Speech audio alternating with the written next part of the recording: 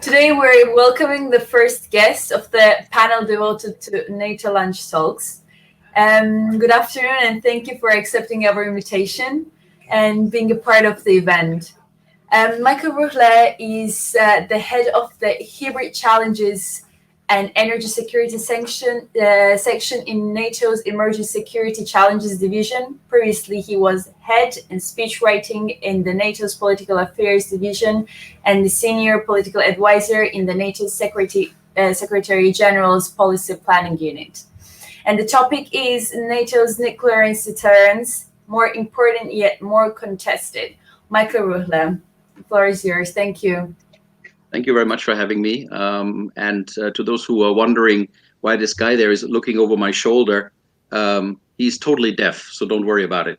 I was asked to say a few words about a paper I wrote some time ago, and in a way, the title almost gives away what's in it, namely that NATO's nuclear deterrence has become far more important again in light of international changes, but at the same time, the whole logic of nuclear weapons and nuclear deterrence has become more contested, both for legal reasons, for moral reasons. So let me just quickly run you through the paper.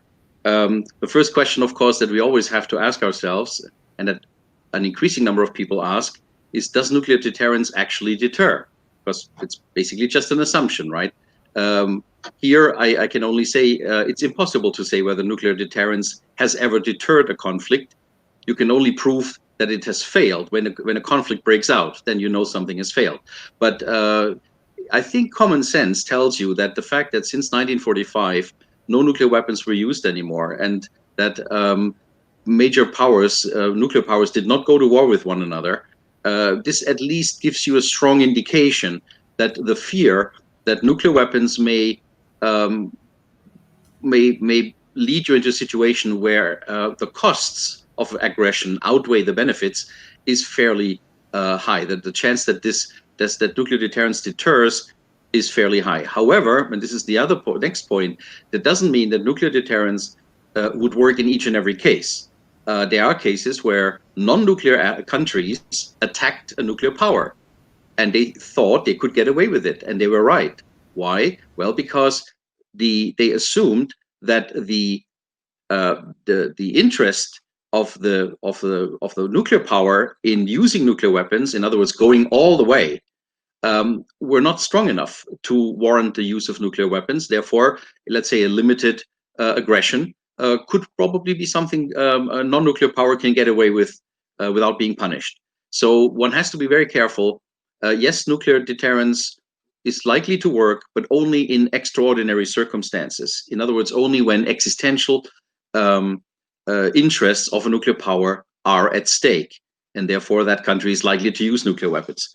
I mean, attacking a nuclear weapon directly, attacking the territory of a nuclear weapon, for example, I would say, is a case where the chance of nuclear retaliation is fairly high because it's about the existence of a state.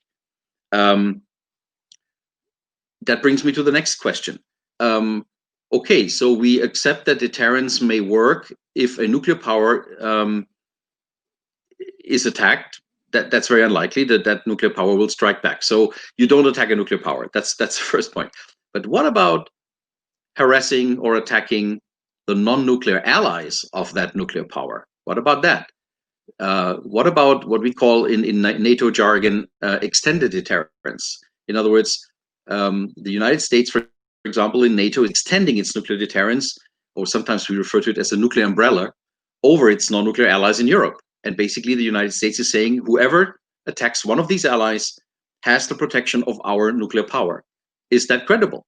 Well, we never know for sure.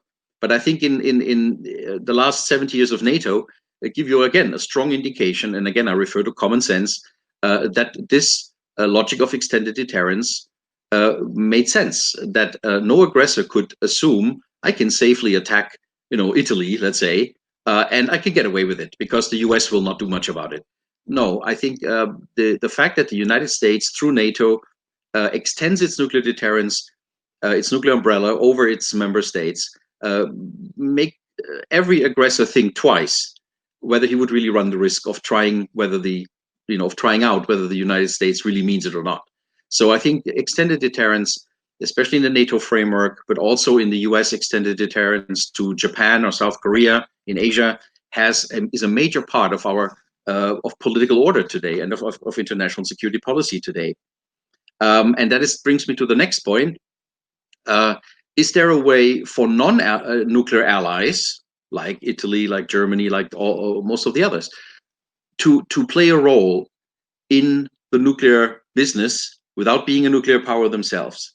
Is there a way to show that, yes, we non-nuclear countries, we are interested in nuclear protection, but in order to do so, we are also sharing risks and burdens together with the nuclear powers like the United States, France, or Britain? And yes, there is a way to do that, and this is something that Italy, among other countries, and Germany, and the Netherlands and others are doing. We are part of the so-called nuclear sharing arrangements. In other words, we work on nuclear matters very closely together with the United States, and that, I think, shows that we are not just consumers of nuclear protection, but that we also play our own part in making sure that nuclear protection is available to all allies at all times. And in fact, we are currently looking at how we can make sure that as many allies as possible can be part of these so-called nuclear sharing arrangements, whereby the US keeps the nuclear weapons, but the allies put forward some of the carriers of these weapons.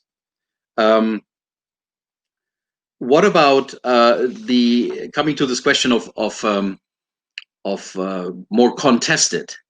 I said nuclear weapons have become more important again simply because the international system is, unfortunately, I would say, is militarizing again.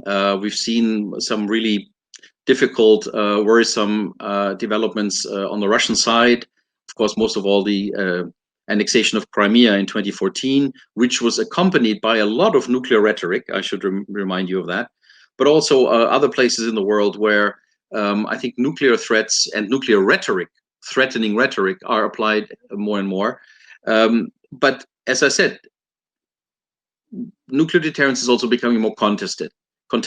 Some people say, well, for moral reasons, it's not acceptable to threaten the annihilation of potentially millions of people in a kind of a hair trigger, a permanent hair trigger scenario, because that's what nuclear deterrence to some degree means. Others are saying that if we want to reduce the number of nuclear weapons and eventually eliminate nuclear weapons, then we have to start somewhere, and it's of course the nuclear powers that have to start somewhere and reduce the number of weapons, but also reduce the importance of nuclear weapons in their own military strategies. So there are, I think, grievances, if you will, that are out there regarding nuclear weapons and nuclear alliances. At NATO, let's face it, because we use nuclear deterrence as a means of our security, we are a nuclear alliance. So the most obvious symbol, I would say, of these grievances, of why I'm saying deterrence is becoming more contested, is of course the so-called Treaty on the Prohibition of Nuclear Weapons, or as we call it, the Nuclear Ban Treaty. That treaty will soon enter into force when 50 countries have ratified it. That will be in a few months probably. And this treaty basically seeks to outlaw nuclear weapons. It says nuclear weapons are illegal. Having them is illegal. Threatening their use is illegal. Basically, they just have to go. Now, no nuclear country and none of their allies have signed this treaty. So the nuclear weapon states, which are the main addressee of that treaty, have simply not been, well, they've not been playing along, let me put it that way. And all the allies in NATO have said the same. We do not believe that this treaty is going to help us a great deal, because it is not going to lead to a nuclear-free world.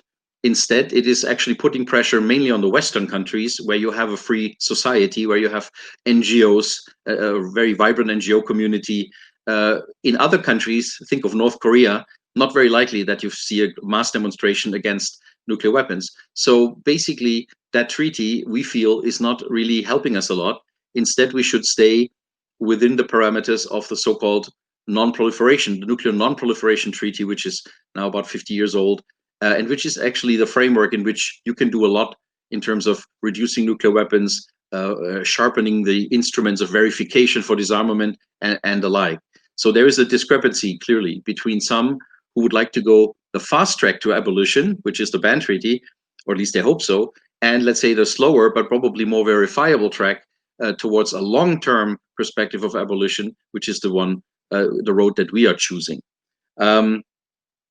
In closing, let me just say or repeat again what I said at the beginning. Nuclear weapons cannot, or nuclear deterrence cannot prevent each and every conflict.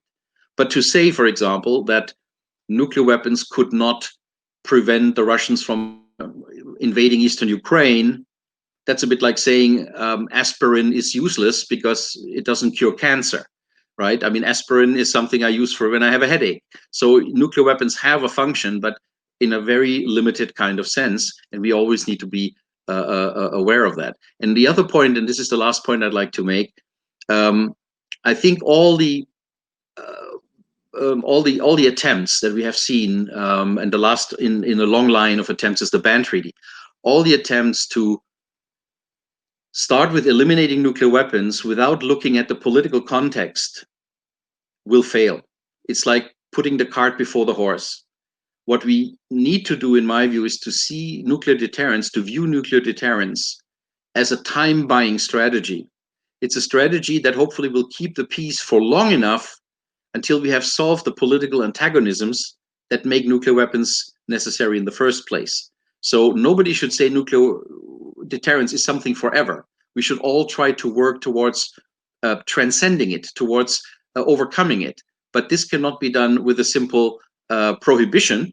It needs to be done by hard political day-to-day work, political accommodation, arms control, sorting out problems, good governance, democratizing countries.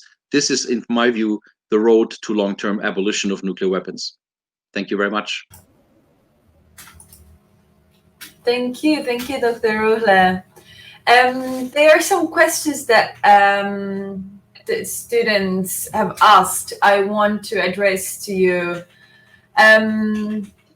So the first question is nuclear deterrence an effective tool in international relations to avoid large-scale wars, but an ineffective one when dealing with the small conventional ones? Yeah, exactly. That's exactly what I said in my remarks. I used to take the example of the Falklands War, so Malvinas, in 1982, when Argentina, a rather weak military power, no nuclear weapons, still tries to occupy the islands, which at the time belonged and still belong to the UK. So the UK is a much stronger conventional and a much stronger, and of course, a nuclear power. And yet they did it because they thought the Falklands are not so important for the UK. They were not going to fight for it.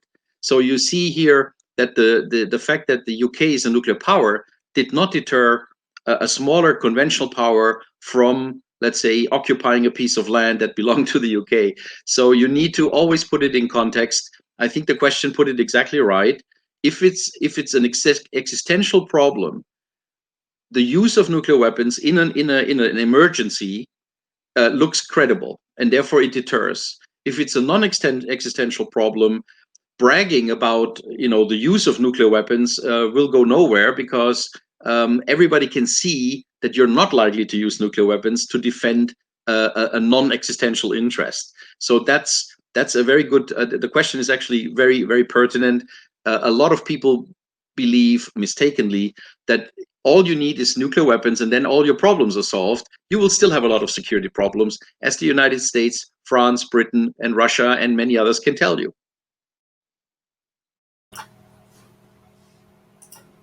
Thank you very much. I'm gonna go on with the second question. Can the nuclear ban deal treaty lead in the long run with the signatures of more countries to a worsening of the international scenario due to the lack of nuclear deterrence? In theory, yes. In practice, probably no, because even countries that will sign the treaty or have signed the treaty and will eventually ratify the treaty will still want to work together on a host of security issues with, for example, NATO. So NATO is a nuclear alliance. And we made this very clear, as long as nuclear weapons exist, NATO remains a nuclear alliance. So what these countries will do, and this is just, of course, my personal assumption, they will sign it, they will ratify it, and then they will interpret it in such a way as to not preclude cooperation with NATO. And that's easy. You can always say, when we signed this treaty, we did not mean this or that, but we meant this and this and that. So they could always maneuver in a way that gives them the feeling that they have contributed to world peace, and at the same time, they do not foreclose any options of a closer cooperation with NATO, a nuclear alliance, and with the nuclear nations within the alliance. So in practice, I think the treaty will have less effect towards global disarmament or towards undermining deterrence than its proponents currently claim. That's it for today. Thank you very much for your input and the talk. Thank you very much for the good questions. Thank you. Bye-bye.